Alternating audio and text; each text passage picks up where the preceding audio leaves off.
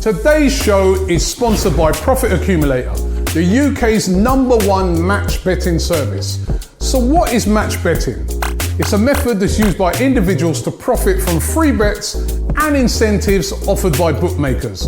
By leveraging one bookie's offer against another bookie's offer, it's possible to ensure that the odds are in your favour. And when you sign up to Profit Accumulator, they will walk you through how to do match betting with their easy to follow video guides. Profit Accumulator have a friendly 7-day-a-week customer support team that will help you with any questions that you might have. So what are you waiting for? Click the link in the description and you can start your Profit Accumulator journey today and you won't regret it. Hi and welcome along to the All Guns Blazing podcast, brought to you today by Profit Accumulator. My man DT in the building. And of course, our focus today is on the Europa League because Arsenal have made it through to the quarterfinal. And in case you didn't know, we have drawn Slavia Prague. And that is the subject today of our Profit Accumulator matchup. Arsenal or Slavia Prague? Who is going to go through, right? Putting that one out there to you guys. Who's going to go through? Slavia Prague. They beat Rangers. They beat Leicester as well. So it's not going to be easy. But DT, what do you make of the draw? Actually, before you say what you made of the draw, let me give everybody the full draw.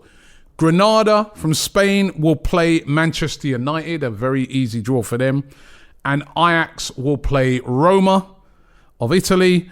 And on our side of the group, it's Dinamo Zagreb versus Unai Emery's Villarreal and Arsenal playing Slavia Prague. Now, if Arsenal win the game, they will play either Dinamo Zagreb, the conquerors of Tottenham, of course, or Villarreal in the semi-final. Mm-hmm. And on the other side,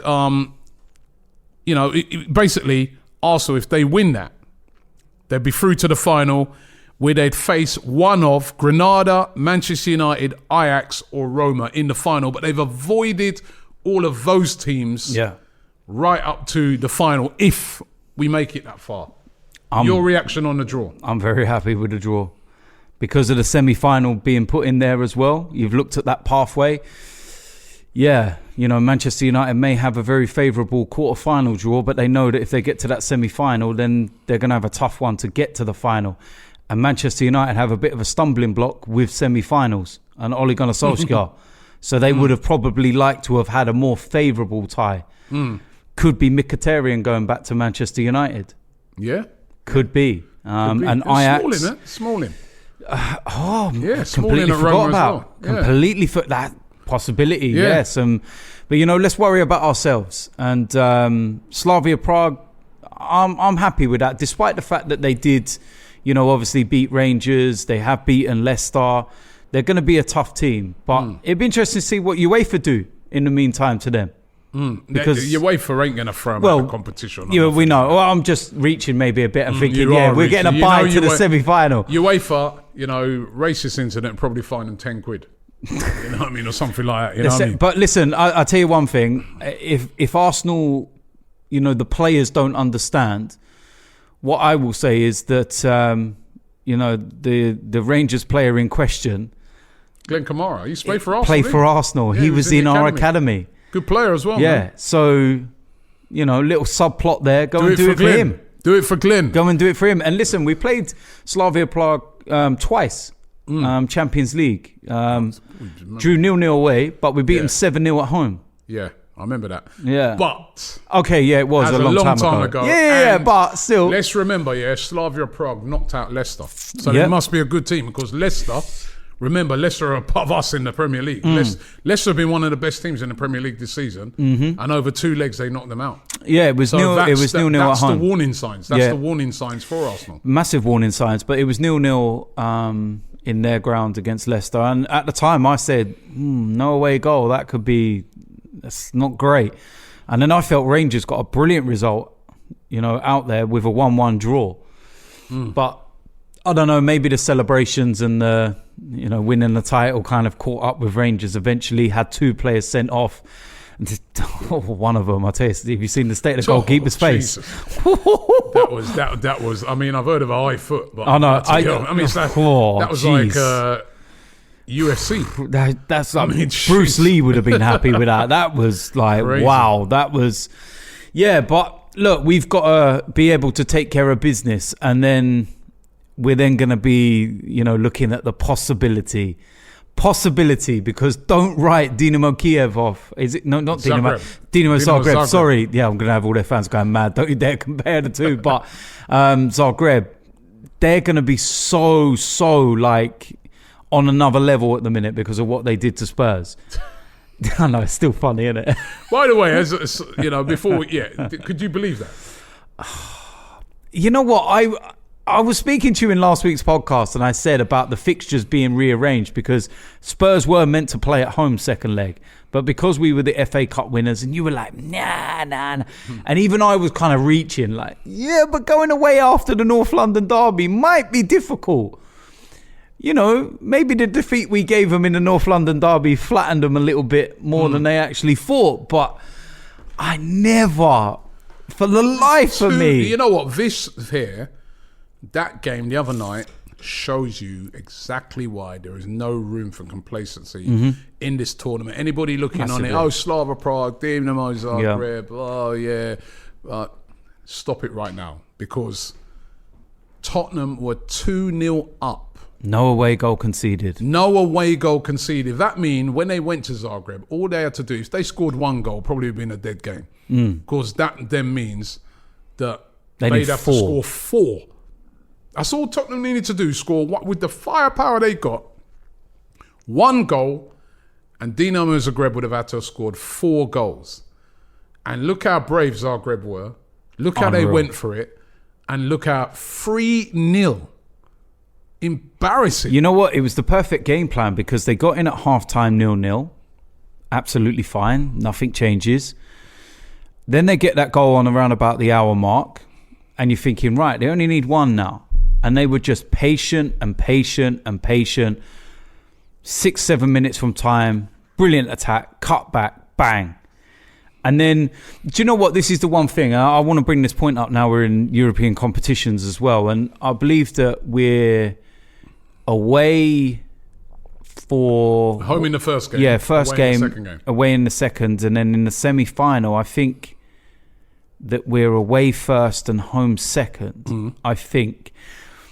This away goals rule. It's a joke. Right? Now, hear me out on this. It's a joke. I've got no problem with away goals rule over 90 minutes.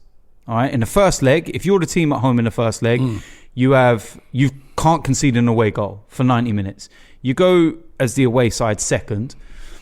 If the scores are tied, you go into extra time, and the away team have an extra 30 minutes to try and get an away I've goal. been saying this for years. I remember, even when we were in the Champions League, and people will be getting at me sometimes saying, "Oh, come off it! You're out." I'll say no. It's such an unfair rule. Even though I was glad it happened to Tottenham. Yeah. But it is such an unfair rule because basically, like you said, that team playing in that second leg has a further 30 minutes in which to score a goal that doubles up. Yeah. That can't be right. No, it can't. It can't be right, and they still persist. They should end it in extra time. Yeah. If the scores are level after the 2 legs, you can say, right, these 2 teams have been evenly matched over 2 games. We now go into extra time. Away goals avoid. It's just... Yeah. If Which, you score, by the way, score. even had that not have been the case, Zagreb would still have gone through because they won 3-0. So they would still have won. They would have still won 3-2 on aggregate. So absolutely unbelievable. Yeah. But, it's a warning. It's a warning to Arsenal. Massive warning. That Dinamo Zagreb, Slavia Prague, Villarreal, we're looking at it. It looks like an easier route, right? It is an easier route, but it is fraught with danger. If we don't take these teams seriously... This team don't need no extra motivation now to get to a European final, I'm telling you. And you know what, as well? It was a very sloppy performance by Arsenal. Massively sloppy. Awful. Terrible performance. Danny Ceballos, I don't know what it is with him in the Europa League, but... Don't play him in the Europa League again. He seems to want to give the ball away at any given time. We lost the game, remember? Yeah, we did. Which is a game we should never have lost. We had so many chances. That's the other thing. When it comes to those games, we have to be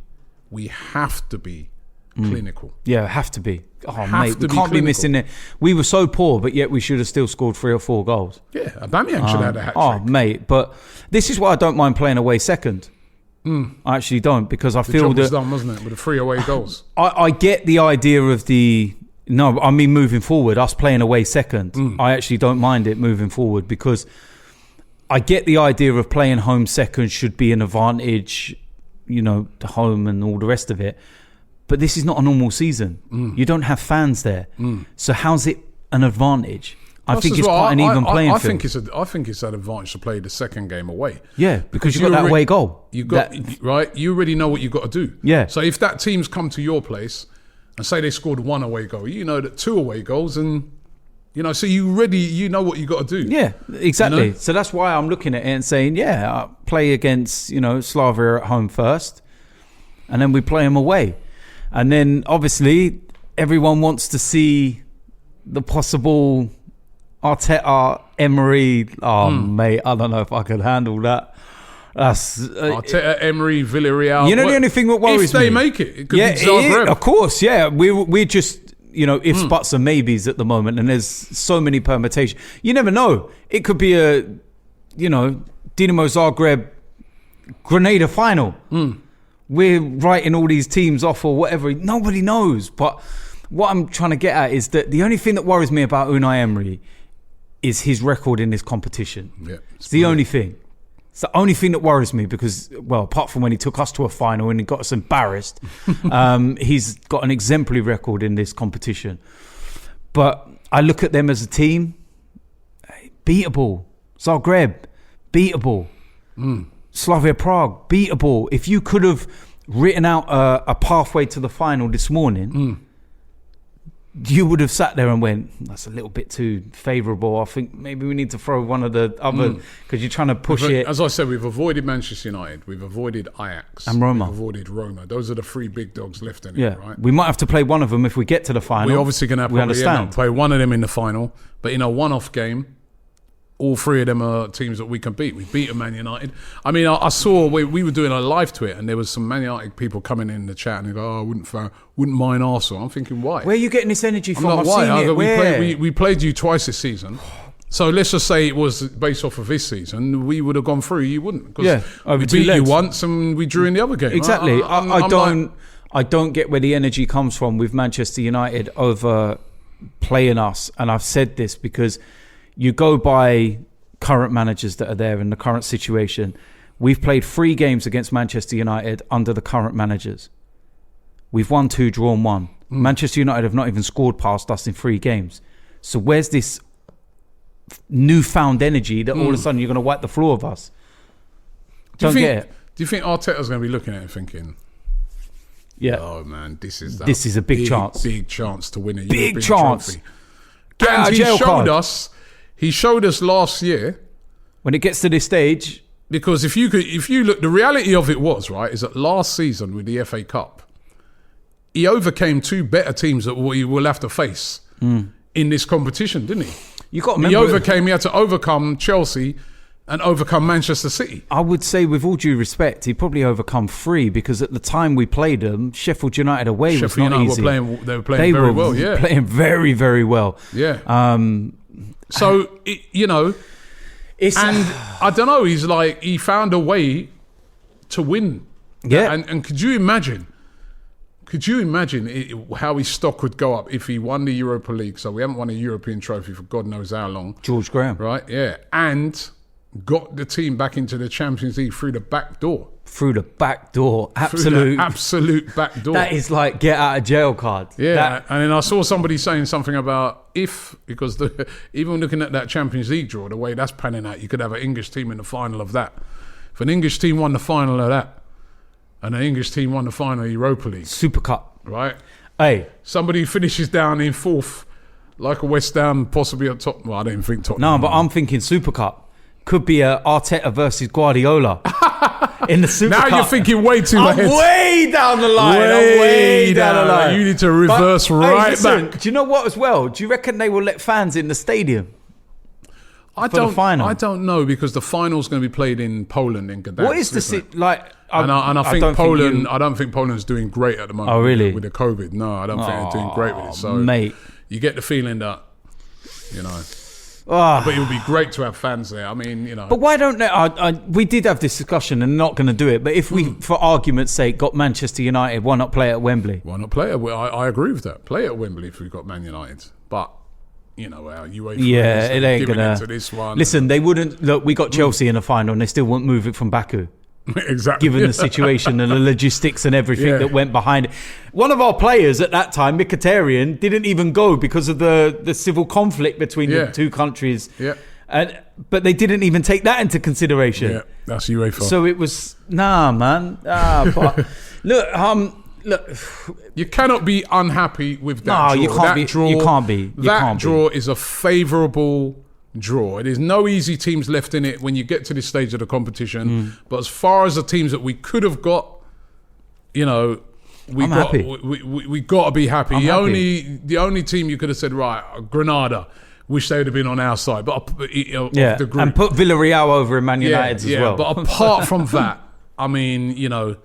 And I think Arsenal deserve grumble. a little bit of a sort of easier teams because we have had, like, you know, our you know, even in the other rounds when Tottenham are getting Wolfsburger and teams like that, Arsenal were drawing Benfica, and Arsenal were drawing Olympiacos and teams like that. These are seasoned European teams, so it's a chance for Mikel Arteta. It's a big opportunity, Robbie, man, and I know we don't want to. It's a chance for these players. Look, we don't want to take things for granted. We don't want to get ahead of ourselves. I look at Slavia Prague, and the one thing I've noticed about them as a team from watching them against Rangers and Leicester and other stuff, they're not a team that sit back. They're very all action, go for it, which is why they've had so much joy. But then our strength has been playing against teams that play like that. Come and attack us so that we can do that no risk, no reward kind of football and play around the press. And then be on. In the Europa League, it's been pure risk. Yeah, pure risk, in the word. But little reward. So, unless they change their style, which I don't think they would, I think it could be a very entertaining 2 legs. So these players, man, you don't need any opportunity, any telling what this means because you've had a disastrous season. Yeah, the season's like, you're not going to be getting in the Champions League. You've got yourself a get out of jail card here. Massive get out of jail card. Just like last season with the FA Cup. Go and grab it with both hands, man. Go and grab it, man. So that that's a great opportunity, and of course it's back to the Premier League this weekend. Yeah, and it doesn't get easier either. 5th place, West Ham United. You say that as all the West Ham fans have been reminding me, London's #1 team up this season. Would you say that is? They are 5th place. Yeah, I know they are. And 10th. listen, fair play to West Ham. They've had an unbelievable season. I didn't predict that they were going to be. I don't want my teams to be relegated, and I think maybe if fans were in the stadium, they wouldn't be having a good season as they are. With all due respect, they've got quality players. Though. I know they've got quality players, but sometimes, some of the West Ham fans that I know, they've said that maybe not playing in front of fans and people running on the pitch with corner flags and planting them in the centre circle has actually done them good. Because there's not that many whispers about the owners at the moment. And David Moyes, he was under a lot of pressure. Moyes has done brilliant. He's fantastic, and all due respect. But what I will say is that our record against West Ham is phenomenal. It is away from home. Yep, it is. It is phenomenal. So I think I actually heard James talking about a statistic in one of the other shows. I think he said something like it's the team that we've beaten the most in the Premier League. Yeah, I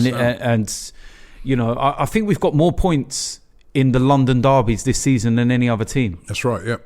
So we can look at that and go, there are positives. But they're going to be fresh. We've just had a Europa League game. Yep. Tottenham last weekend, Europa League game.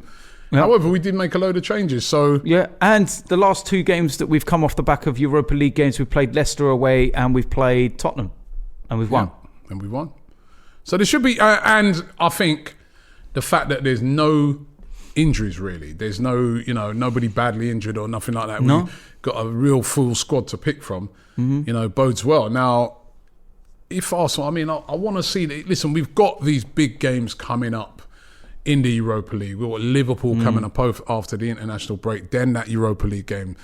I think it's very important that Arsenal get on some sort of run, right? Had that morale boosting win against Tottenham. Great win, great performance. want to see a bit more of that again this weekend. Team selection is going to be interesting. It is going to be interesting. And, just briefly as well, when you're saying about the games after Europa, I think what's important to remember is that after the second leg, either side of the second leg of the quarterfinal, we've got Sheffield United and Fulham. That's very, very favourable, with all due respect to them. Fulham, Fulham are a good team, but I think Sheffield United are gone. I think they're just going through the motions now. Well, you can see their performance against Leicester. It's just like, get the season over and done with, please. Let's just be done with it.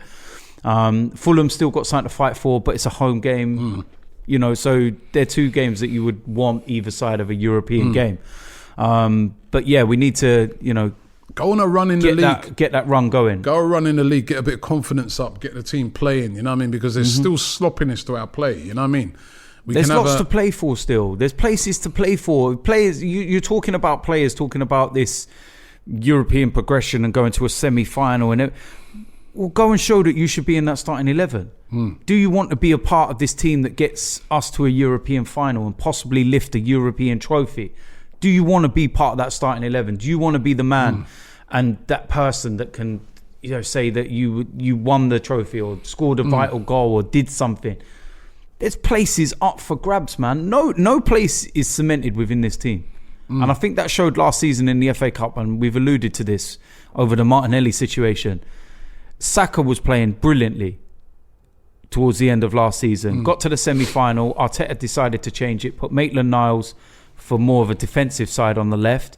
Saka missed out. He played that well that he ended up playing the final, and Saka didn't even come off the bench. So it just shows that you might be one of these players that's kind of on the edge. Perform, Mikel will keep you in the team, and he will play you. So it's, maybe a Martinelli that's not having the greatest time at the moment. Maybe Martinelli could be the one that gets the opportunity and ends up being the hero. You never know.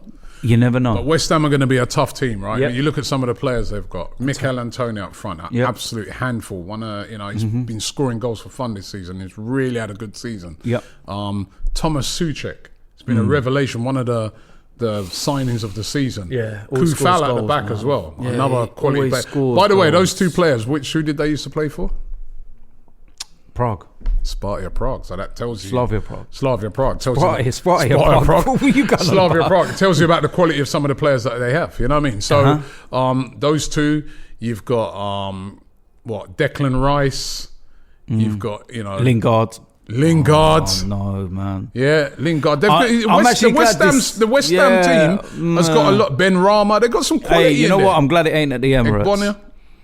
Yeah, because he'd be wanting a Millie Rock. He'll still Millie Rock, don't worry. Yeah, but at least it's in that stadium. He'll be doing the J-Lings. I mean, he's bounced back. You've got to hand it to him, man. You know what I mean? He's a guy he's done who's really getting well. a lot of stick, man. The way he's bounced back. He's fair back play in to the him. England squad even. Yeah. Right? Don't get me started on that. He's back in the England squad, so... I don't really care about England too much, but that squad just annoys me. I just think Gareth Southgate just constantly contradicts himself all the time. He sits there and says Trent Alexander-Arnold ain't playing because of his form, but yet you keep Kieran Dyer. Kieran Dyer? Jesus. He's having I'm having one of your moments. Kieran Dyer. Damn! Eric Dyer. I think Kieran Dyer would do better in defence than Eric Dyer after what I saw the other night. Where's the consistency in that? Yeah. And from a selfish point of view, no offence, but I hope Saka ain't actually playing and he does need to rest for 2 weeks. Selfishly. Play Saka against San Marino, but that's it. No, not even that. Just rest him for 2 weeks. Thomas Partey's not going to Ghana, but I heard it's not actually football, like the injury side of things related. It's COVID. Arsenal have said because of obviously where he would have had to travel to, he would have been away for 2 weeks. Then they lose him for 10 days because of protocol and everything. So Arsenal have gone to Ghana, and obviously they've agreed to it. And if that rumour is true, then fair play to Ghana, because it's not like they're playing friendlies. But as I said, looking at a West Ham team, there's quality throughout that team. It's not no fluke. They've got Yarmolenko they can bring off the bench as well. They've got problems. They've got a very good Fabianski team. in goal. Fabianski's been playing really, really well this season. Flapianski. Flapianski as we used to call him, but he's been like a vital player for them. You know what I mean? And Moyes has got them playing really well. They kind of, I get the feeling against us, there'll be more of a counter-attacking It looks like they've Possibly. kind of deployed that type of style. I was quite disappointed with them against Manchester United. I felt that they just kind of didn't really go there with any kind of... No intent.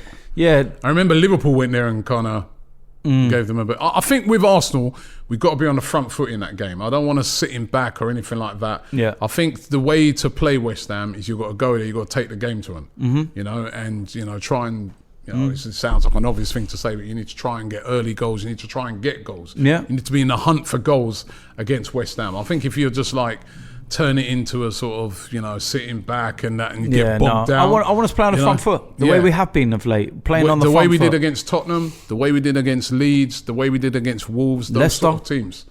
Let's not like what we did against Villa and teams like that. Yeah, we need to. We need front foot. And look, from a selfish point of view, I'm actually glad I'm not going to this game. Why? It's awful going there. I don't think even West Ham fans don't like it. Do they? Yeah. You need binoculars, all right? You've got to park in the shopping centre and actually walk all the way through it. And I don't know whether to actually go shopping or go to the match. Nice shopping centre. It is a nice shopping centre. Yeah, it'd be closed now, and so you wouldn't have that as a like it's not a football stadium. The only thing won in that are gold medals. To be honest, Mo Farah's won more in there than West Ham have. But it's like, come on, man. And I'm not being disrespectful to West Ham, but they don't like the stadium either. I used to love Upton Park. And I call it Upton Park. It's not the Boylan or anything to me. When I grew up, was Boylan's. That's what it was known as. Bowling or whatever. Yeah, whatever it is how it's the pronounced. Boylan. What's up with you today? You can't talk to me about pronunciation. The Boylan. Kieran Dyer. Yeah, well, you know, it's been a long evening. I've been like waking up like randomly during the night with like fits of laughter, and so it's like, look, at the end of the day, it's. Yeah, I just used to love going to that stadium because I felt it was a proper old stadium, man. It was. And you couldn't beat night games there. I used to love night games, and you know, but now it just feels. It's a bit sterile at a new place. Yeah, and you just see that. Look, the stadium looks beautiful from the outside. From the outside, it looks beautiful. It looks when you get in there, you're like, it don't feel like a football stadium. It's not designed. It's not. Look, they got a load of like bubble machines from Smith Toy Store, and they're like, "Come on, man! It ain't a real stadium. It isn't a real stadium." And I'm safe in the knowledge that 99% of probably even 100% of West Ham fans, although saying that, probably apart from the owners, they agree. They don't want to be there. Well, they're there. They don't feel like they're home. They're there and they're having a good season, man. And they're having a great season. We need to knock them off their perch a bit. And if Arsenal could go on a run, I mean, like we keep saying it, a run. We haven't seen it from Arsenal. They win a game, draw, lose, or win, lose. Yeah, I mean, when are they going to go on a run this season? Let's hope this is the run. Let's hope we can start that run. We've got, after this, West Ham and then Liverpool next, we've got a very, very, very favourable run-in, bar Chelsea away. You know, very favourable run-in. And that bodes well for if we were going deep down into the Europa League as well, isn't it? Well, yeah, and you know what? The other thing is as well, in hindsight, maybe not being in the FA Cup is going to work in our benefit now. You know, little things like that. Maybe having a poor season will work in our benefit. Because we're not really challenging for a top four. So we're not having to put strongest team out because we can't. You know, Manchester United have to play their strongest teams in the Premier League, and because you can't take anything for granted because it's just topsy-turvy. So, you know, and they're in the FA Cup. Maybe as well, you know, you see this every year that there's always a team or two that finish the season strongly. They might have started not great, but they finish. And I'm looking at, can Arsenal be that team? You know what I mean? As I said, a lot of injuries that we had earlier on in the season have been overcome. Everybody's kind of fit. Players are sort of getting a run of games together. He's got more to choose from now out of his squad. Can Arsenal be that team that finishes off the season very strongly? We could. Manchester United did it last year. Yeah. They were very poor. I think a lot of people forget that. They were very poor for a lot of the season, but then they finished off the season like a train. They were beating everybody, and that's why they got into the Champions League. Yeah. You know, Chelsea recently gone on a run, finishing the season, or move towards finishing the season off very strongly. And if you finish the season off strongly and you go on a long enough run, that's when you win things. I mean, you could argue it weren't in the league, but we finished the season strongly by winning the FA Cup. So it's how can we finish what's been a very disappointing season. You look at a team like Tottenham, who like they're going backwards all of a sudden. They were started off the season pretty well, beating United 6-1 and all them sort of things. But recently, they're now going backwards. So I really want to see Arsenal finish the season off strongly. Yeah. Before we go, actually, we got to talk about the Tottenham, right? Obviously, North London derby, right? I found myself talking more about the Dinamo Zagreb game because North London derby, they came. I mean, we done a number on them. We were by far the better team, weren't we? By a million miles. Look, it was only a week ago that we were sitting in here and we had to listen to all of that nonsense in our ears about they've just won 5 games in a row, Happy Gilmore's back and all this, that, the other, and what they were going to do to us. And I remember sitting there and saying to you, we're the favourites for the game. And you were like, no fans. And I was like, don't matter. We're the favourites. No fans. And everyone still kept on grabbing that no fans. I was like, I'm sorry, but Spurs are Spurs. They are literally what you've just drunk. Bottle jobs. And it's like, we've seen it for how many years? Throughout my lifetime, it's all I've ever seen is just Spurs, just being they got a Spurs. Mental block they have, man. They got a serious mental block. Listen, it is what it is. And we were by far the dominant side. Absolutely by a million miles we were the dominant side. Derby. And you know what? Going into that, well, up until, the other night, I was thinking to myself, I bet you any money they're going to get another crack at us.